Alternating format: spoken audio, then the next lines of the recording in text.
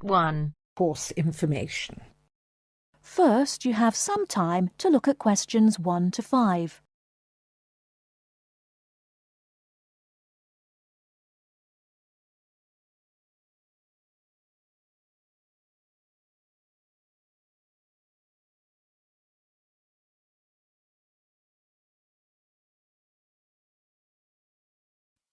Hello, I wonder if you could help me.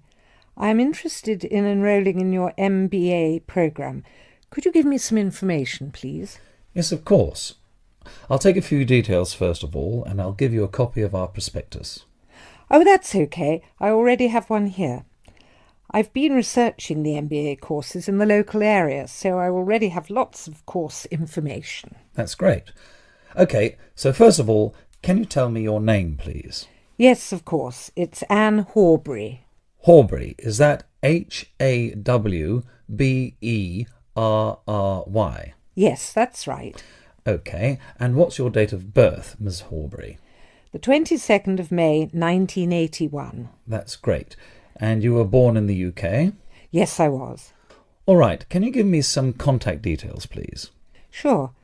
My address is 26 Simon Place in Brighton, and my telephone number is 01903 714 721. Sorry, can you tell me your contact number once again? Yes, it's 01903 714 721. OK, great. And do you have a mobile phone number? No, I don't. Is it important? No, that's OK. I'll just write it on your form, no mobile phone. Now, just a few additional questions. Before you hear the rest of the conversation, you have some time to look at questions 6 to 10.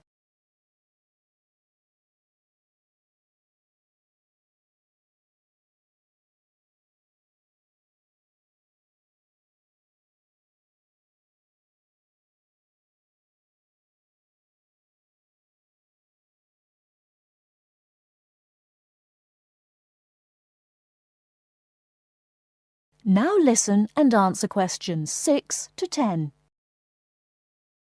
Are you working or studying anywhere else at the moment?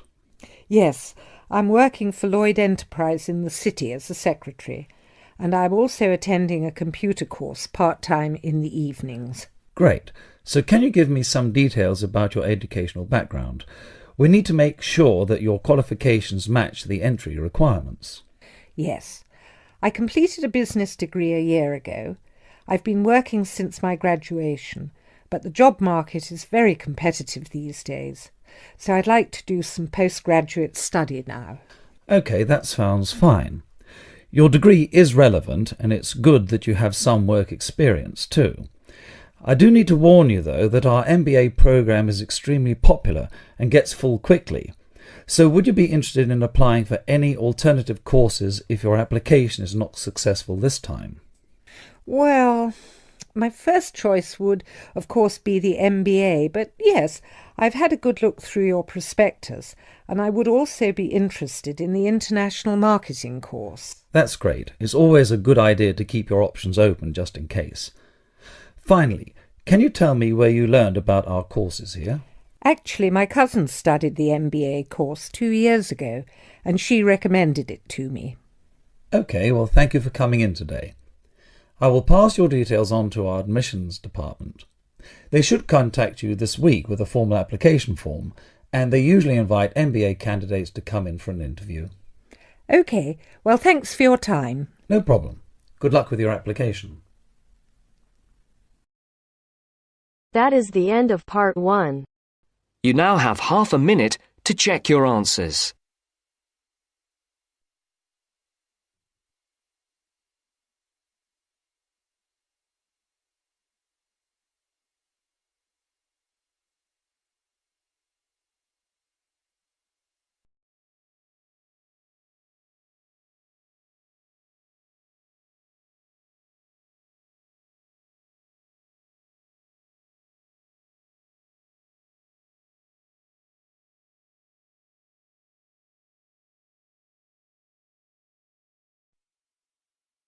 Now turns to part 2. Part 2. You are going to hear a lecture given by a counselor. First, you have some time to look at questions 11 to 15.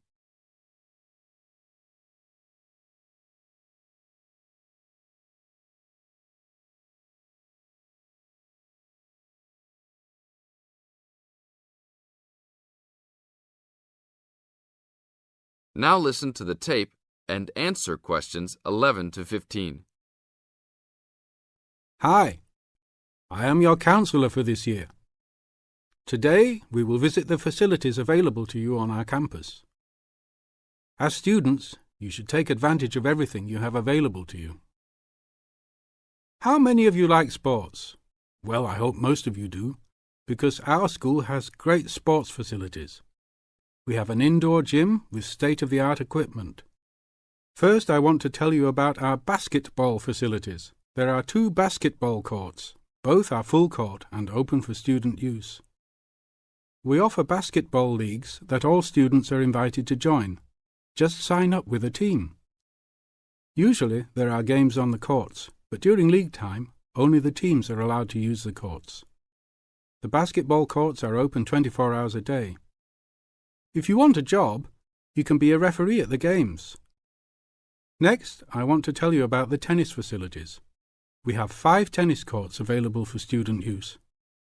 The tennis courts are open every day, 8 a.m. until 10 in the evening.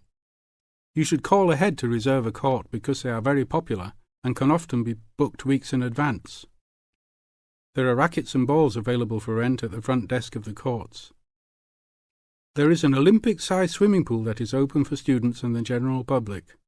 There are also showers and locker rooms available. The swimming pool is open every day, 9 a.m. until 7 in the evening.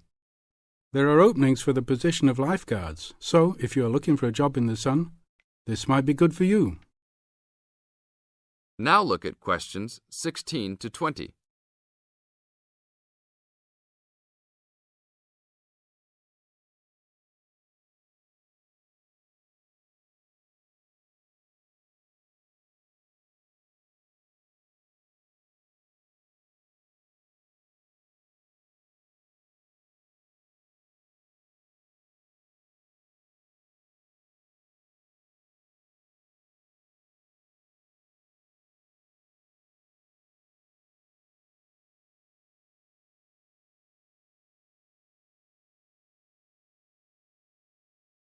Now listen to the tape and answer questions 16 to 20. There are also 2 weight rooms and a gymnastics room. The weight rooms have all the standard equipment available. Please check with the gym to see the open hours because they vary from time to time. The gymnastics room is usually not open for individual users because there are almost always classes held in the room. However, if you are interested, you may sign up for gymnastics classes. Plus, if you like martial arts and boxing, we offer classes for everyone, from beginners to advanced students. Please check the schedule for availability. There is everything available, from Chinese wushu to Brazilian wrestling. I will talk for a brief moment about our library system. Our campus has 3 libraries available to undergraduate students, 1 additional graduate library and 1 faculty library. The libraries are open daily until midnight except for during testing periods, when the libraries will be open 24 hours.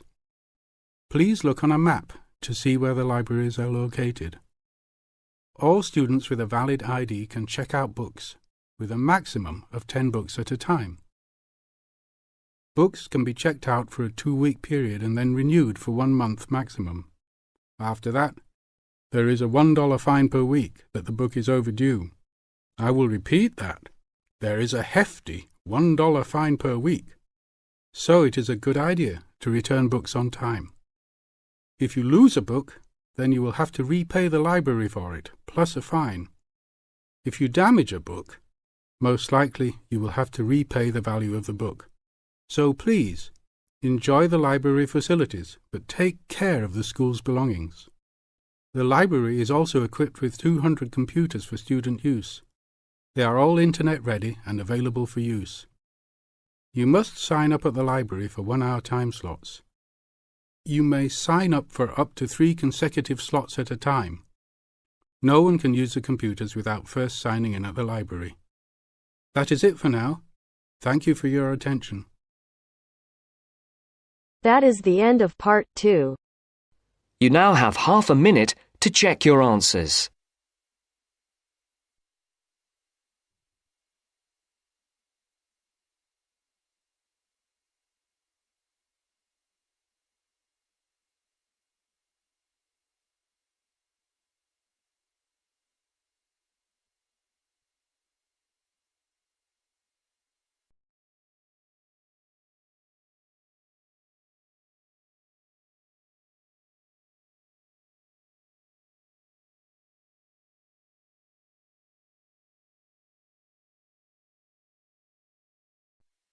Now turns to part 3. Part 3. You are going to hear part of a lecture on some useful information for your travelling around Britain. Listen to the lecture and complete the notes below. First, you have some time to look at questions 21 to 25.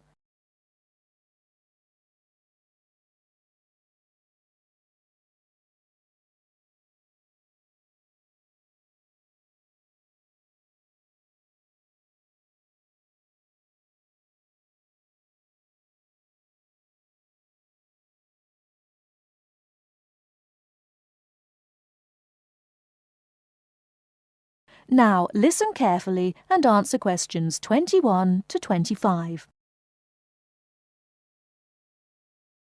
Good afternoon and welcome to the session on Britain. This afternoon I would like to provide some useful information for you about travelling around Britain. Britain has over 700 tourist information centres. You will find them at major ports, airports, stations, historic landmarks and towns, and holiday centres. So just look out for this sign that says Tourist Information. The staff will be able to answer your holiday queries, as well as provide essential maps, guides and brochures. Tourist information centres at major ports and airports in London and addresses of British Tourist Authority European offices are all listed on the Tourist Information Centres. Now, let's talk about the telephone in Britain. You know, Britain is well supplied with public telephones. Street kiosks take lop coins. In city centres, mainline railway stations, airports and central London underground stations, payphones and card phones are in operation. For the latter, small plastic phone cards are used, and these come in 10, 20, 40, 100 and 200 units and can be bought at post offices, news kiosks, station bars and shops where the green and white card phone sign is displayed. Before you hear the rest of the talk, you have some time to look at questions 26 to 30.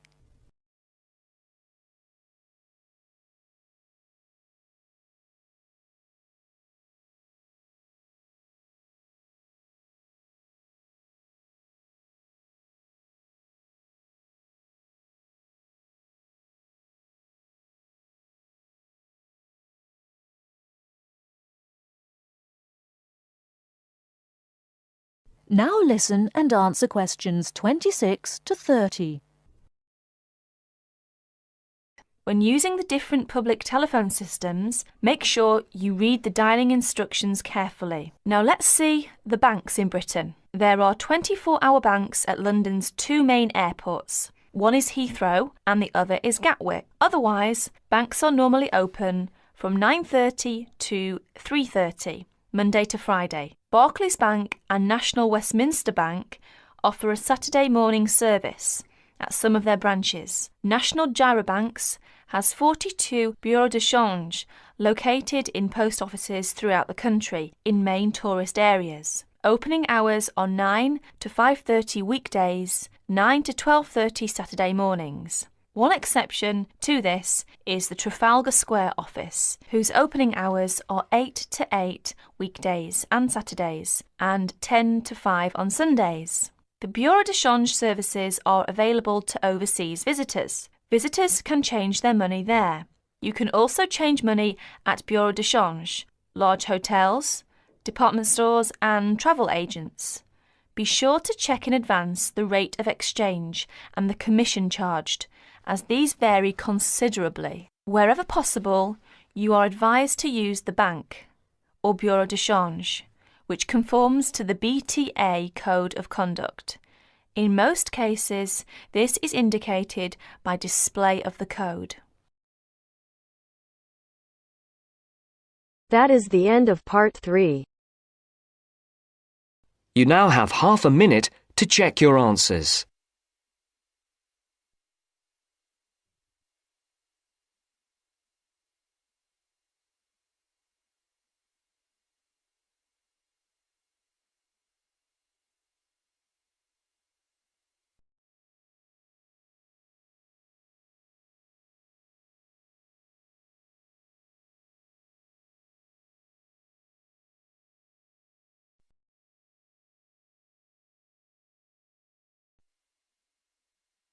Now turns to part 4. Part 4. You are going to hear a conversation about using recorded delivery and registered post. First, you have some time to look at questions 31 to 40.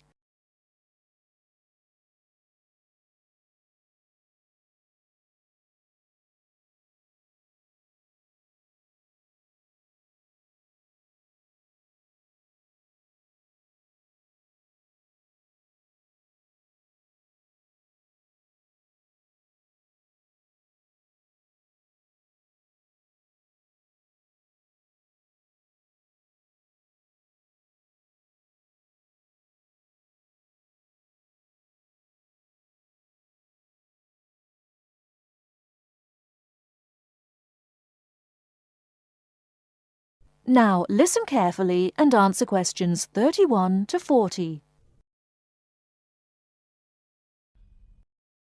Tom, where are you going? To the post office. I'm going to send some packets to Leeds. Do you know the best way to send them? Well, if your need is for a record of posting and delivery rather than compensation for loss, recorded delivery is particularly suitable for sending documents and papers of little or no monetary value. Well, what can we send for recorded delivery? All kinds of inland postal packets except parcels, airway and railway letters and parcels. The service does not apply to mail for the Irish Republic. I see. How do I post them? You should get a certificate of posting form from the container in the post office and follow the instructions shown on the reverse. The certificate will be your record of posting. Can I send anything in the post? No, you can't. You must not send banknotes, currency notes and some valuable things because there is no special handling in the post. Recorded delivery mail is carried with the ordinary unregistered post and there is no special security treatment. How do we use recorded delivery? Well, when your letter or packet is delivered, it is signed for by the recipient and a record is kept by the post office. The post office does not undertake to deliver recorded delivery or any other mail to the addressee in person, but to the address shown. You can obtain confirmation of delivery by completing an advice of delivery form either at the time of posting or later. This form will be signed by a post office official, not by the addressee of the recipient. A fee is payable, which is lower if the form is handed in at the time of posting. Is there any compensation for loss?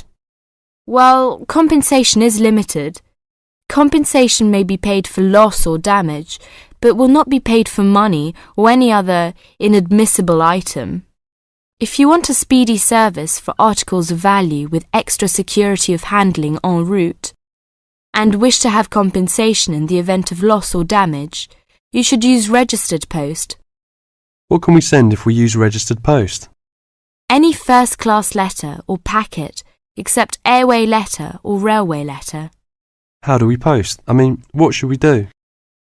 Well, you should make sure that the packet is made up in a strong cover and then it is fastened with wax, gum or other adhesive substance.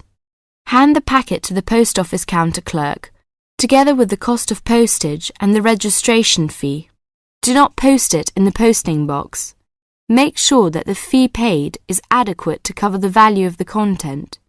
The counter clerk will give you a certificate of posting which he has initiated with the date stamped. Is there any special security for the registered post? Yes, all registered mail receives special security treatment. Packing is very important because registration is not in itself a safeguard against damage. The contents of registered packets must be adequately packed. How do we pack then? Do we have to use special envelope? Yes, you have to send the articles in one of the registered letter envelopes sold by the post office. These envelopes are already stamped for first-class postage and have the minimum registration fee. What about the compensation? Compensation will not be paid for the following articles, such as banknotes, currency notes, trading stamps, coupons, and some valuable things, unless they are enclosed in one of the registered letter envelopes sold by the post office. I see. How does it deliver? The recipient on delivery signs for your registered mail. The post office does not undertake to deliver registered or any other mail to the addressee in person, but to the address shown. You can obtain confirmation of delivery by paying an additional fee and completing an advice of delivery form, either at the time of posting or later. If you require the recipient's signature on the advice of delivery, the form must be handed in at the time of posting. Otherwise, a post office official will sign the certificate. The advice of delivery fee is lower if the form is handed in at the time of posting. Thank you very much for all this useful information. That is the end of part 4.